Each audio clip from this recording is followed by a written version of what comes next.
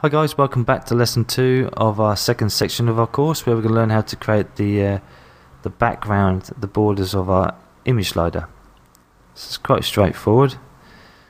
So if we pick up from where we left off, then we had our background all done and all set up. And what we're going to do then is going to open up my layers palette, and it's going to rename that last layer to white line, because that's what it was, our little white line going in the middle there. Close that off, and then we're going to select the rectangle tool. Going to set the foreground to white, and then we're going to make sure that shape layers is selected in the options bar at the top. Then I'm going to drag out a rectangle shape, and be aware that I need to save enough room for the left and right side for our arrows, and it's going to increase that to probably about 450 to 500 pixels high, 900 pixels wide roughly. That looks good enough to me. So next up then, we're just going to add some layer styles to this. So right click on that, bring up your layer styles, and it's going to give this a gradient overlay. Open up your editor, and it's going to change that black to a nice light grey. Then we're going to give this a drop shadow, change the blend mode to normal. We're going to turn the opacity down to 30%. Then we're going to increase the size to 15.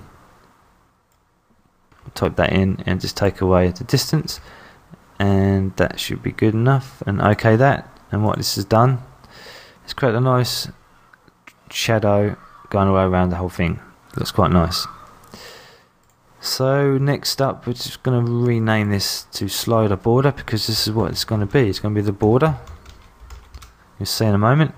Then create a new shape using the rectangle tool. Set foreground to white again. Shape layer still selected. And then I'm just going to click and drag in there.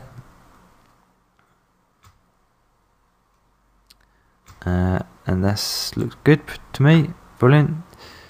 Going to take away the styles there. What I did there, I left the styles on. Remember to go up to the options bar here and turn off the styles. I didn't do that.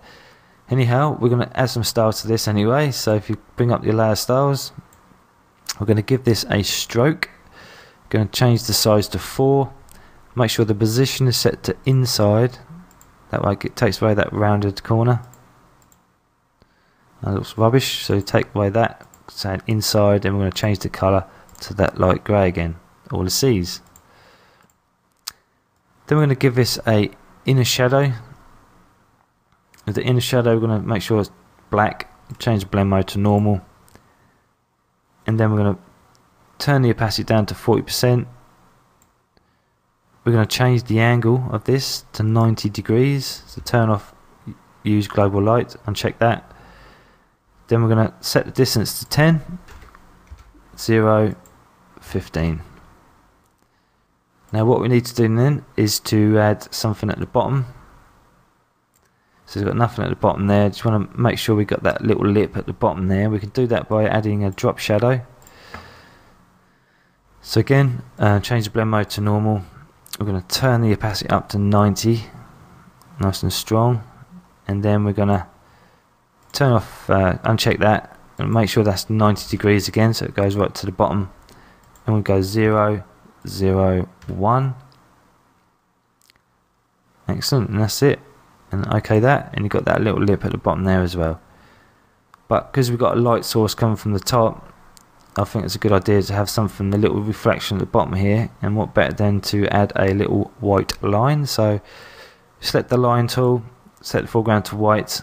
It's going to increase my document slightly, and then with shape layer still selected, I'm going to hold down the shift key, and it's going to click and drag a line from one end to the other,